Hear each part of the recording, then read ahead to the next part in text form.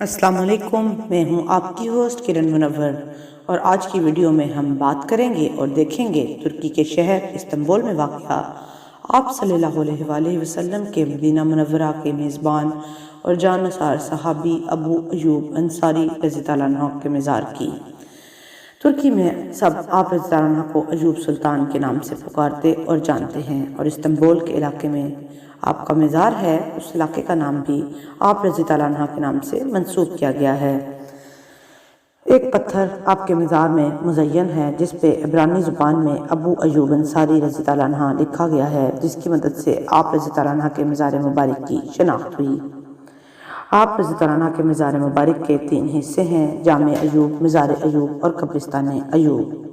جامع ایوب کے احاطے میں بہت ہی خوبصورت دیواریں ہیں جن پر طرح طرح کا کام کیا گیا ہے، اور اس کے علاوہ فانوس لگائے گئے ہیں جو کہ بہت ہی خوبصورت اور دلکش دکھائی دیتے ہیں۔ جامع ایوب کے احاطے میں ایک سبز کپڑے میں لپٹا ہوا علم بھی ہے۔ یہاں پر لوگ جب سنگ مرمر سے سبز رنگ کے قالین پر پاؤں رکھتے ہیں تو ان کو سردی کی شدت کا احساس کم ہو جاتا ہے۔ چند اہم نوادرات بھی اس مزار میں رکھے گئے ہیں جن کی زیارت کی اجازت ہر خاص و عام کو ہے۔ ان نوادرات میں آپ صلی اللہ علیہ وآلہ وسلم کے ہاتھ مبارک سے لگائے گئے پودوں کے پتے، آپ صلی اللہ علیہ وآلہ وسلم کی قبر مبارک کی مٹی کا ٹکڑا اور دیگر نوادرات شامل ہیں۔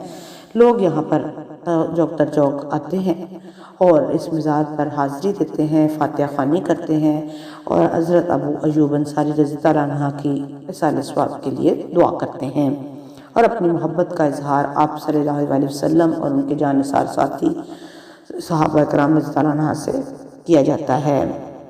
اس مزار میں آپ کو ہر طرف جو ہے ترکی کے فن تعمیر کے اہم شاہکار دکھائی دیتے ہیں۔ تو مزار اور مسجد ایوب کے درمیانی رستے میں کبوتروں کے گول نظر آتے ہیں، پانی کے فوارے نصب ہیں۔ اس کے علاوہ یہاں ساتھ ہی ایک چھوٹا سا بازار بھی ہے جس سے لوگ اپنی ضرورت کی اشیاء خریدتے ہیں، اور اس کے علاوہ دینی کتب بھی یہاں پر پائی جاتی ہیں۔ حضرت ابو ایوب انصاری رضی اللہ عنہ کو آپ صلی اللہ علیہ وآلہ وسلم کی مدینہ میں میزبانی کا شرف حاصل ہے، یہاں تک کہ آپ صلی اللہ علیہ وآلہ وسلم نے 7 ماہ تک اسی علاقے میں قیام کیا، یہاں تک کہ مسجد نبوی اور اس کے آس پاس کے حجرے تعمیر ہوئے۔ آپ رضی اللہ عنہ کا شمار اسلام کے جانباز مجاہدین میں ہوتا ہے۔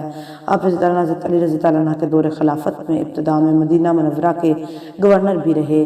51 ہجری میں آپ نے قسطنطنیہ جا کر اسلام کی خدمت کرنے کا فیصلہ کیا، اور آپ قسطنطنیہ جس کو آج کل استنبول کہا جاتا ہے وہاں پہنچے تو وہاں طاعون کی بیماری پھیل گئی تھی، جس کی وجہ سے آپ رضی اللہ عنہ کا وصال ہوا۔